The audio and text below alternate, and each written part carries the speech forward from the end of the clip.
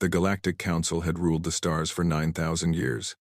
12 species sat on the Great Council, and together they controlled trade, war, and peace across 1,000 worlds. They were old, they were powerful, and they believed that nothing in the universe could challenge them. When humanity first left Earth and reached the stars, the Council watched with amusement. These creatures from the small blue planet were loud and clumsy. Their ships were slow. Their technology was primitive. The Council saw them as children playing with toys they did not understand.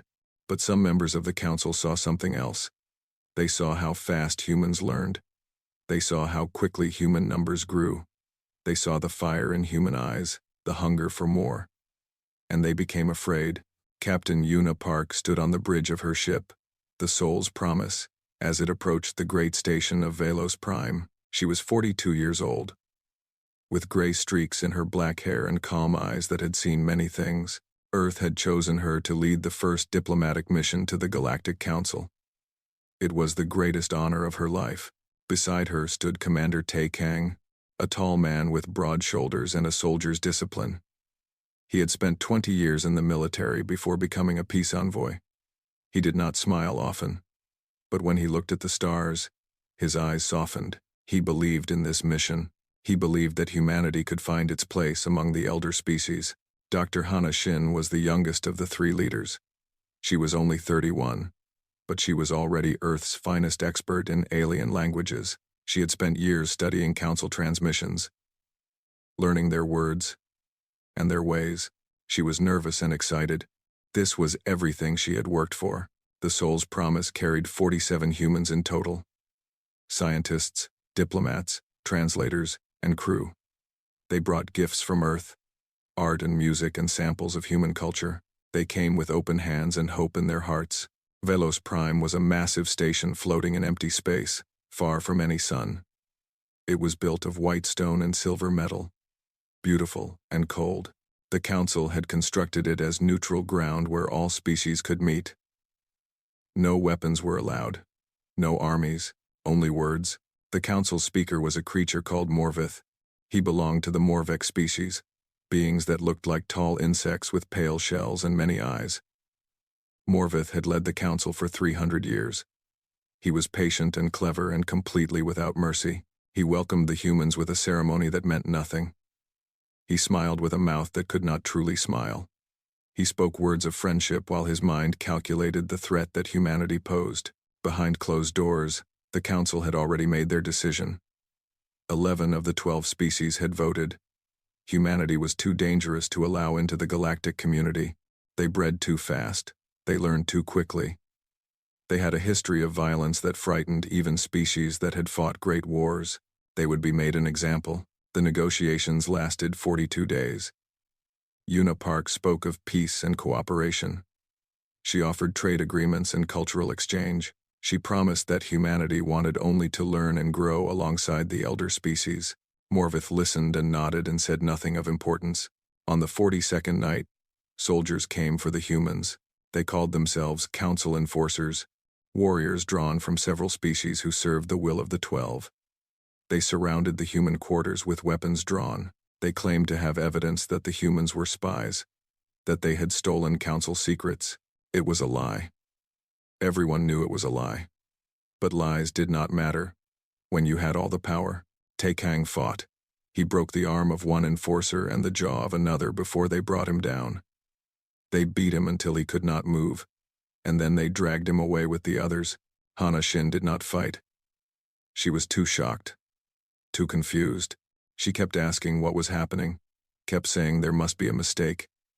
There was no mistake. They brought all 47 humans to the Grand Forum, the great hall at the heart of Velos Prime. The floor was white marble, polished until it shone like ice. The ceiling rose high above, decorated with the symbols of the 12 species. Recording drones floated in the air, broadcasting to every corner of the galaxy. Morvith stood on a raised platform and spoke to the watching universe. "These creatures came to us with lies in their mouths and theft in their hearts," he said. His voice was calm and cold. "They sought to steal our knowledge and use it against us. The Council has judged them guilty. The Council has sentenced them to death. There was no trial. There was no chance to speak. The sentence was carried out immediately. One by one, the humans died. Taekang was executed third. His face was bloody and swollen. But he stood straight and looked at his killers without fear. He did not give them the satisfaction of seeing him break. Hana Shin was executed 19th. She was crying, but not for herself. She was crying for all the dreams that were dying with her. All the understanding that would never happen. All the bridges that would never be built. Yuna Park was last. They made her watch all the others die. They wanted to see her despair. They wanted to break her spirit before they ended her life. But Yuna Park did not break. She stood with her hands bound and her uniform stained with the blood of her crew. She looked at the recording drones, knowing that Earth would see this, knowing that her people would witness what was done here. Morvith approached her. "Do you have any final words, human?" Yuna looked past him, directly into the drones. Her voice was steady and clear. "You have no idea what's coming." Morvith laughed. It was a dry, clicking sound. "Your species is primitive and weak. Nothing is coming. Your people will mourn and then they will forget. That is what lesser species do." Yuna smiled.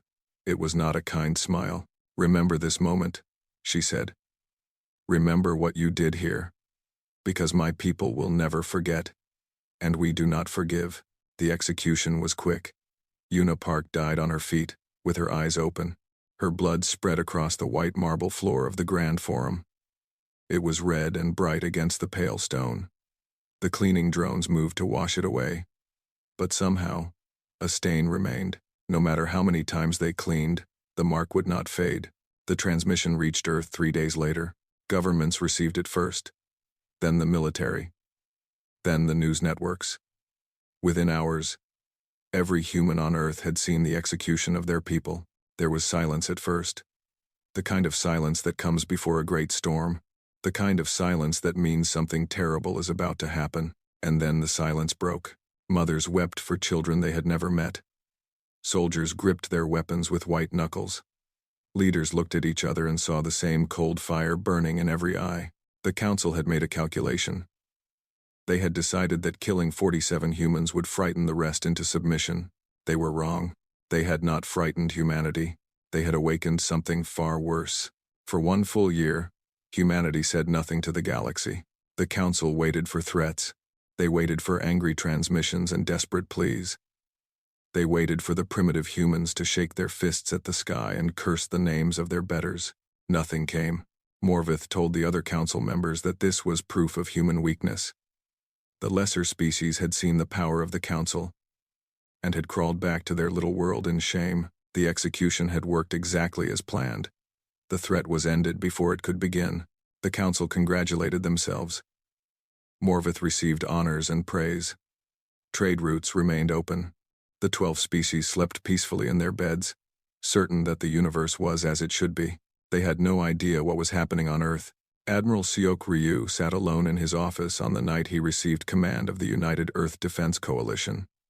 He was 61 years old, with a face like carved stone and eyes that had seen too much death. He had served in the military for 40 years. He had fought in 3 wars. He had thought he understood loss. He was wrong. His daughter Hana had been aboard the Soul's Promise. She had been so proud when she was selected for the mission. She had called him the night before departure, her face bright with excitement on the screen. She had told him that this was the beginning of a new era, that humanity was finally going to take its place among the stars. Sok had watched her die. He had seen the recording, seen the moment when his little girl was executed by alien soldiers while the council speaker watched with cold satisfaction. He did not cry. He did not rage. He simply sat in his office and made a decision. The council would pay. Not with empty threats. Not with angry words. They would pay with everything they had. The next morning, Sok met with the leaders of every nation on Earth. They sat in a great hall. Presidents and prime ministers and generals from every corner of the world. Old enemies who had fought each other for generations. Rivals who had never agreed on anything. Sok spoke for 3 hours. He did not talk about revenge. He talked about survival. He showed them the Council's history, the records that Earth's intelligence agencies had gathered over years of watching the stars. He showed them the 17 species that the Council had quietly destroyed before they could become threats. He showed them what happened to worlds that the Council decided were dangerous. They will come for us, Soak said. Maybe not today. Maybe not next year. But they will come. They have decided that humanity is a threat, and they will not stop until we are gone. We can wait for them to finish what they started. Or we can prepare. The vote was unanimous. Every nation on Earth joined the coalition. Old treaties were forgotten. Old hatreds were set aside. For the first time in human history, the entire species was united by a single purpose. Dr. Unji Beck was a quantum physicist who had spent her career studying theoretical possibilities that most scientists thought were impossible. She worked in a small laboratory with a small team, always searching for answers that seemed just out of reach. 3 weeks after the execution, military officers came to her door. They told her that her research was now the most important project on Earth. They gave her unlimited funding, the finest equipment, and a simple order. Find a way to travel faster than light without using the Council's gate network. The Council controlled all the gates. Every species that wanted to travel between stars had to use their technology, follow their rules, pay their fees. It was how they maintained power. Without the gates, no one could challenge them. Yoonji worked for 6 months without sleep. She pushed herself and her team to the breaking point. She failed 100 times, 1,000 times. She almost gave up, and then she found it. A way to fold space itself. A way to move ships across impossible distances in the blink of an eye. A way to go anywhere in the galaxy without asking the Council for permission. She sent her findings to Admiral Seok with trembling hands. She knew what this meant. The Council's greatest advantage had just disappeared. Engineer Wu Daesung was responsible for building the ships. He was a quiet man who preferred machines to people. He had designed cargo vessels and transport ships, practical things that did practical work. Now he was asked to design weapons of war. He studied everything humanity knew about Council technology. He examined their ships, their weapons, their defenses. He found weaknesses that no one else had seen. The Council had not fought a real war in centuries. Their military had grown lazy and predictable. Their ships were designed to intimidate lesser species, not to fight equals. Wu designed ships that were fast and brutal. Ships that carried weapons the Council had never imagined. Ships that could take damage that would destroy any vessel in the galaxy and keep fighting. The first battleship was completed in 8 months. They named it the Yuna Park. General Mina Cho trained the soldiers. She was a small woman with a sharp mind and no patience for failure. She had studied every war in human history, from ancient battles fought with swords to modern conflicts fought with machines. She understood something that the Council did not. Humans had been killing each other for thousands of years. They had perfected the art of war in ways that peaceful species could not imagine. Every tactic, every strategy, every dirty trick that worked had been tested and refined through centuries of blood. Mina took all of that knowledge and created something new. She trained soldiers who could fight in any environment, against any enemy. Soldiers who did not know how to surrender. Soldiers who would rather die than fail their mission. The Council's spies saw nothing. They looked at Earth and saw a quiet world going about its business. They did not see the factories hidden in asteroids. They did not see the shipyards built in the deep ocean. They did not see the training camps carved into mountains. Humanity had learned to hide. They had learned to wait. They had learned that the universe was not kind, and that survival belonged only to those who were willing to fight for it. 1 year after the execution, Admiral Sok stood on the bridge of the Yuna Park and looked at the fleet assembled around him. 200 warships, each one carrying the anger of an entire species. 50,000 soldiers who had trained for this moment. Seok thought of his daughter. He thought of the 46 others who had died beside her. He thought of the words that Yuna Park had spoken before she was killed. "You have no idea what's coming." She had been right. Seok opened a communication channel to his fleet. His voice was calm and steady. 1 year ago, the Council murdered our people and laughed. They called us weak. They called us primitive. They thought we would hide in our little corner of the galaxy and wait to die. He paused and looked at the stars. Today, We teach them what happens when you wake a sleeping species. Today, we remind the universe that humanity does not forget, and we do not forgive. The fleet began to move. The silence was over. The Morvek homeworld had not seen war in 800 years. Its people had grown comfortable in their power. Their cities were beautiful and peaceful. Their children played in parks without fear. Their leaders slept soundly, certain that no enemy would ever reach their skies. They were wrong. The first sign that something was wrong came at dawn. Every satellite in orbit went dark at the same moment. Communication networks failed. Defense platforms stopped responding. The military tried to contact their orbital stations and received only silence. For 3 hours, the Morvek government sent frantic messages to the council, begging for information. No one knew what was happening. No one had seen any ships approach. It was as if their technology had simply decided to stop working. Then the sky turned dark. A ship appeared above the capital city. It did not come through the gate network. It simply appeared, folding out of empty space like a nightmare becoming real. The Morvek had never seen anything like it. The ship was enormous, larger than any vessel in the council fleet. Its hull was black and covered with weapons that glowed with terrible energy. The name was painted on the side in bright white letters that every Morvek could read. Unipark. Admiral Sok Ryu's face appeared on every screen in the city. Every home, every office, every public display showed the same image. A human man with gray hair and cold eyes, wearing a uniform decorated with medals. His voice was calm, almost gentle. 1 year ago, your speaker murdered 47 of my people. He called us vermin. He said we would mourn and forget. He was wrong. Sok paused and looked directly into the camera. We have not forgotten. We have not forgiven. And we have come to show you what human vengeance looks like. The Morvek military scrambled to respond. Ships launched from ground bases, rushing to defend their world. Ground batteries powered up and searched for targets. Soldiers grabbed weapons and prepared for invasion. The Unipark did not wait. Beams of energy lanced down from the great ship, striking military targets with impossible precision. Ground batteries exploded. Military bases vanished in pillars of fire. Ships that tried to launch were destroyed before they could reach orbit. The attack lasted 4 hours. When it was over, every military installation on the planet had been reduced to ash. Every government building was in ruins. Every symbol of Morvek power had been erased, but not a single civilian had been harmed. The humans had destroyed only military targets. They had avoided homes and schools and hospitals. They had shown that they could have killed everyone, but they had chosen not to. The message was clear. This was not war. This was punishment. And the punishment was just beginning. The Unipark remained in orbit for 3 days. It hung above the capital like a dark moon, a constant reminder of human power. The Morvek could do nothing but watch and wait.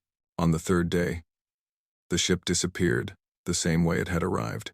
One moment it was there, the next it was gone. Admiral Sok sent one final transmission to the planet below. Tell your speaker that we are coming for him.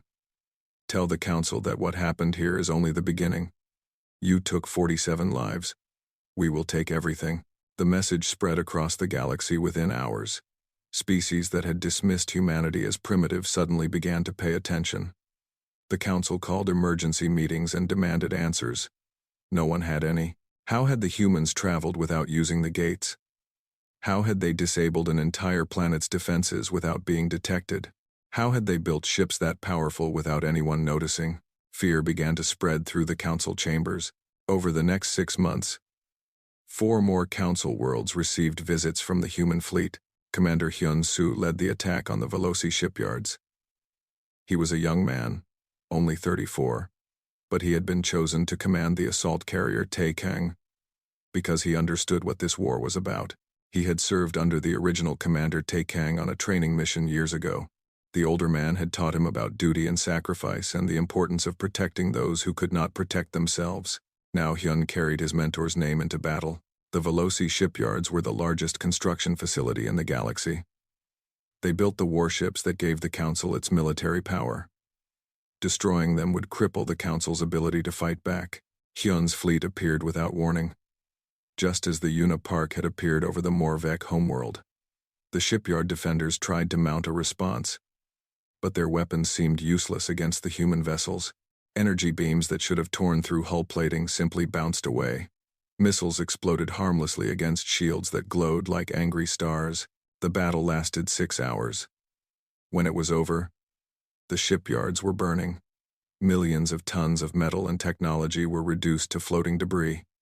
The Council had lost the ability to build new warships.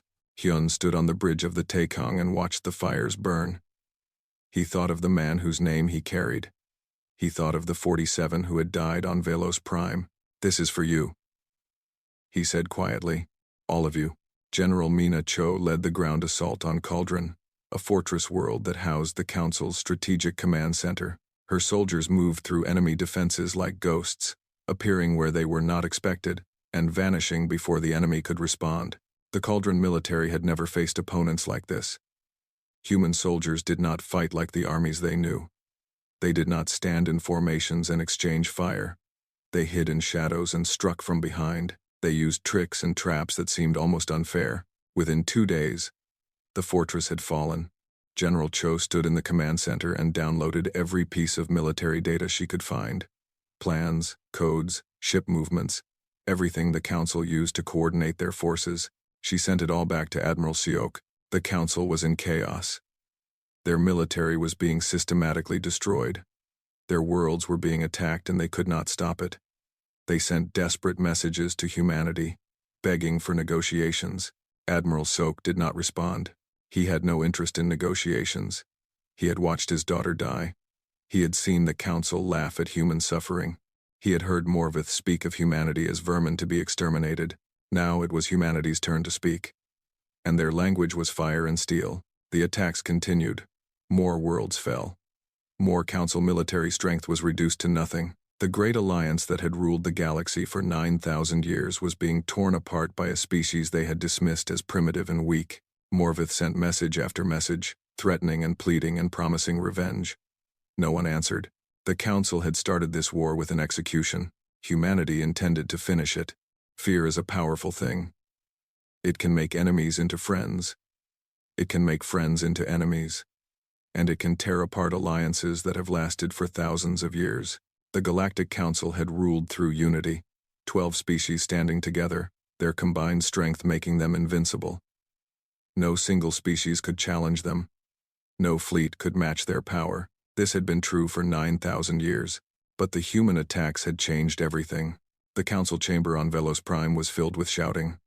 Representatives from the 12 species screamed at each other, their voices mixing into a terrible noise. Old grudges that had been buried for centuries came rushing back to the surface.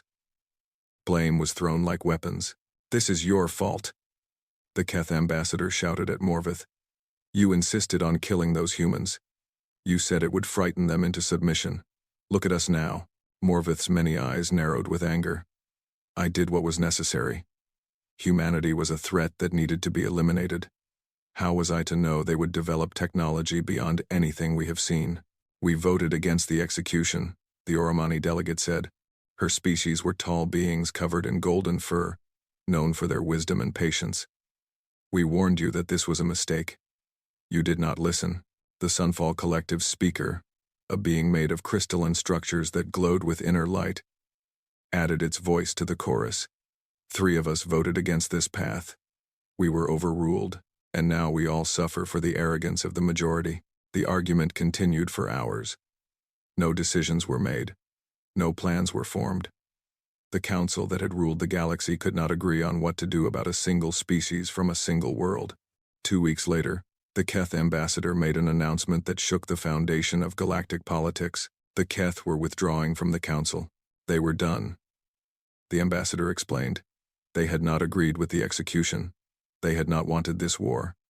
And they would not sacrifice their people for Morvith's mistakes. The Keth would seek their own peace with humanity. The Oromani followed the next day. Then the Sunfall Collective. 3 of the 12 species had abandoned the alliance.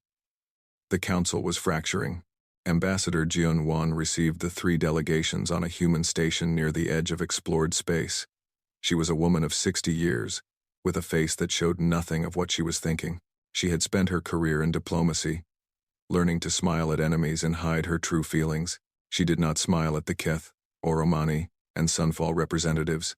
"You want peace," she said. Her voice was flat and cold. "You want to separate yourselves from the Council and be spared what is coming. Why should we agree?" The Keth ambassador spread his upper arms in a gesture of submission. "We voted against the execution. We tried to stop Morvith. We are not your enemies. You sat on a council that murdered 47 innocent people," Jun replied. "You may not have voted for it, but you did nothing to prevent it. You did not speak out. You did not warn us. You watched our people die and said nothing." The chamber was silent. Jun let the silence stretch until it became uncomfortable. Then she spoke again. "There will be no friendship between us. Not now. Perhaps not ever. But we will accept your surrender. You will withdraw all military forces from our path. You will provide us with information about Council defenses and movements. You will stand aside while we finish what Morvith started. And in return?" the Oromani delegate asked. "In return, we will not destroy you." It was not a kind offer. It was not even a fair offer. But the 3 species accepted it because they had no choice. The remaining 9 Council species watched this happen and felt the ground shifting beneath them.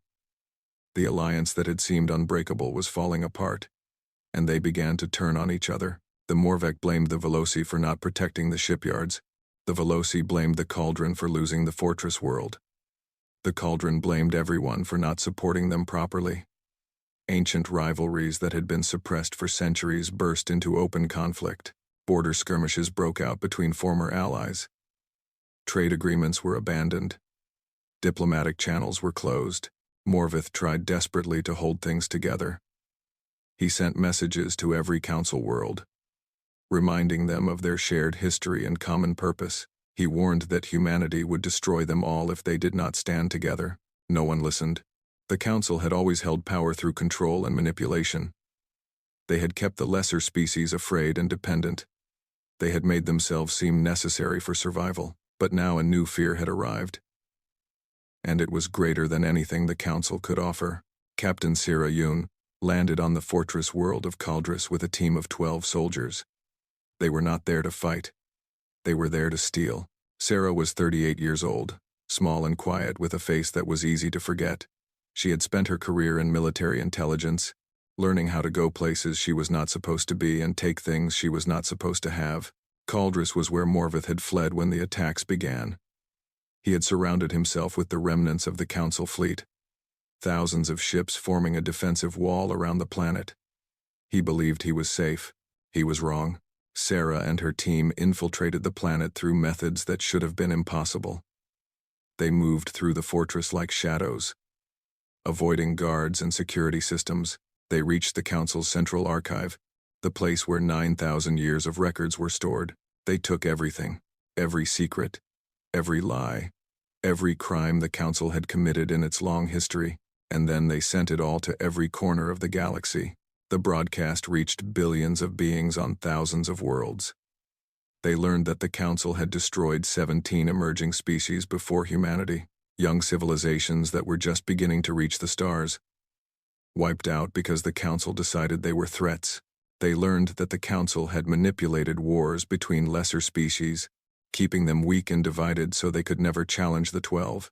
They learned that entire worlds had been sterilized, their populations eliminated because they asked too many questions or demanded too much freedom. The reaction was immediate and violent. Subject races that had served the Council for centuries suddenly rose up. Colonies that had been loyal declared independence. Client states that had obeyed every order turned their weapons against their masters. The 9 remaining Council species found themselves fighting on every front. Their fleets were scattered, trying to suppress rebellions that were appearing everywhere. Their economies collapsed as trade networks fell apart. Their governments struggled to maintain control over populations that had learned the truth. Morvith watched his empire crumble from his fortress on Caldris. He sent orders that were ignored. He made threats that no one believed. He raged against the humans who had done this to him, who had taken everything he had built and burned it to ash. But there was nothing he could do. The Council of 12 Worlds had ruled through fear. Now, that fear had been turned against them, and in the darkness between stars, The human fleet continued its steady advance. They were coming for Morvith, and nothing in the galaxy could stop them. Admiral Sok Ryu stood on the bridge of the Soul's Promise 2 and looked at the station floating in the darkness ahead.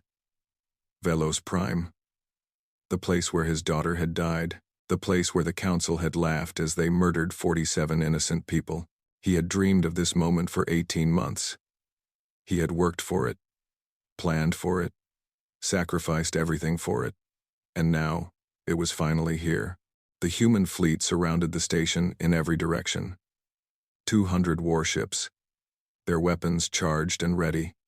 50,000 soldiers prepared to board and fight. It was the largest military force humanity had ever gathered in one place. Around Velos Prime, the remnants of the Council fleet formed a desperate defensive line. Perhaps 300 ships remained from what had once been the greatest armada in the galaxy. They were damaged and undersupplied, crewed by beings who knew they were going to die, but they held their positions anyway. Morvith's voice came through the communication system. He sounded tired. Admiral Siok. We can end this without more bloodshed. The Council is prepared to offer full compensation for the lives taken. We will grant humanity full membership in the galactic community. We will. Siok cut the transmission. He turned to his communications officer. Open a channel to the enemy fleet.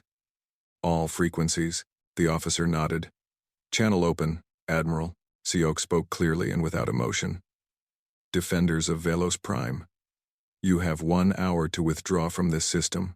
Any ship that remains after that time will be destroyed. This is your only warning. He closed the channel. For several minutes, nothing happened. The Council ships held their positions. Perhaps they thought it was a bluff. Perhaps they believed they could hold against the human fleet. Perhaps they simply had nowhere else to go. Then, one by one, ships began to break formation. Small vessels at first, then larger ones. Crews who had decided that dying for Morvith was not worth it. They activated their engines and fled into the darkness. Not all of them left. About half the fleet remained, loyal to the end or simply too proud to run. When the hour ended, Admiral Siok gave the order. The Battle of Velos Prime lasted 4 hours. The history records would call it a battle, but it was closer to an execution. The human ships moved through the Council defenders like fire through dry grass. Advanced weapons that the Council had never seen cut through shields and armor as if they were not there. Tactics refined through 1,000 human wars overwhelmed enemies who had not fought a real opponent in centuries. Ships exploded in bright flowers of fire. Escape pods launched and were allowed to flee. The humans were not interested in killing everyone, only in removing any obstacle between them and the station. When the last Council warship was destroyed, silence fell over the void. Admiral Siok led the boarding party himself. His officers had begged him to stay on the ship where it was safe, but he had refused. He needed to set foot on Velos Prime. He needed to walk in the place where Yuna and Hana and Te and all the others had died. The station's defenders had surrendered hours ago. Human soldiers moved through the corridors, securing areas and taking prisoners. There was almost no resistance. The Council's power had broken completely. Siok walked to the Grand Forum with General Mina Cho beside him. The great doors were open, and he stepped into the hall where his daughter had been executed. The white marble floor was cracked now, damaged by orbital bombardment. The symbols of the 12 species on the ceiling had been torn down, but Siok could still see the place where the executions had happened. He could still imagine the blood that had stained these stones. Morvith knelt in chains at the center of the room. Council enforcers had surrendered him when the human soldiers came. He looked old and broken. His pale shell cracked and his many eyes dim. Siok stood before him and said nothing for a long moment. You had everything, he finally said. 9,000 years of power, 1,000 worlds under your control, and you threw it all away because you were afraid of us. Morvith looked up at him. You would have come for us eventually. All young species do. They grow and spread and consume everything in their path. We were protecting ourselves. You were protecting your power, Mina corrected. You destroyed 17 species because they might have challenged you someday. You murdered our people because we made you nervous.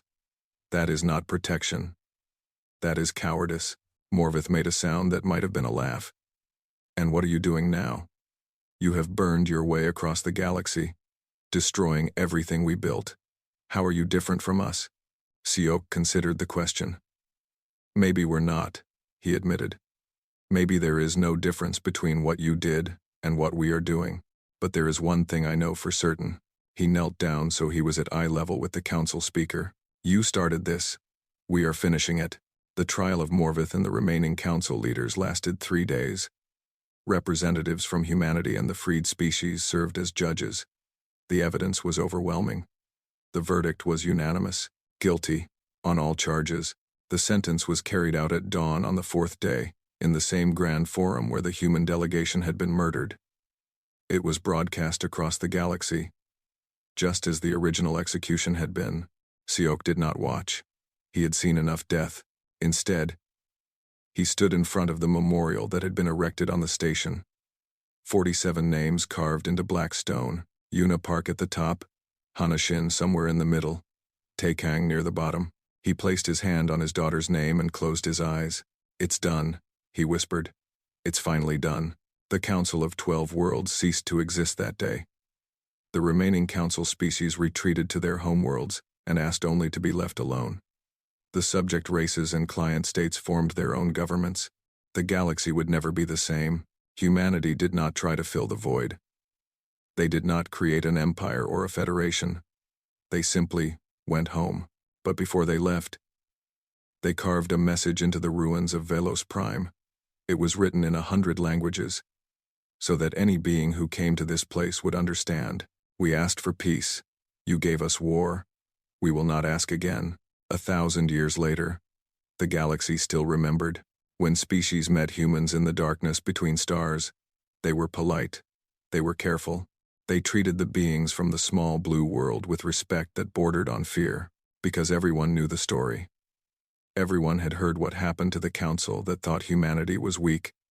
Everyone understood the lesson that was carved into the stones of Velos Prime. Humanity did not start fights, but they always finished them. On Earth, an old woman named Yuna Ryu visited a memorial in the heart of New Seoul. She was 87 years old, with white hair and her grandfather's eyes. She laid flowers at the base of a black granite wall where 47 names were carved. Her grandmother, Hana, had been among those names. Her grandfather, Sok, had spent his life avenging her death. And now, generations later, the family still remembered. She traced her grandmother's name with wrinkled fingers. We did not forget, she said softly. Above her, the stars shone peacefully. They would never threaten humanity again.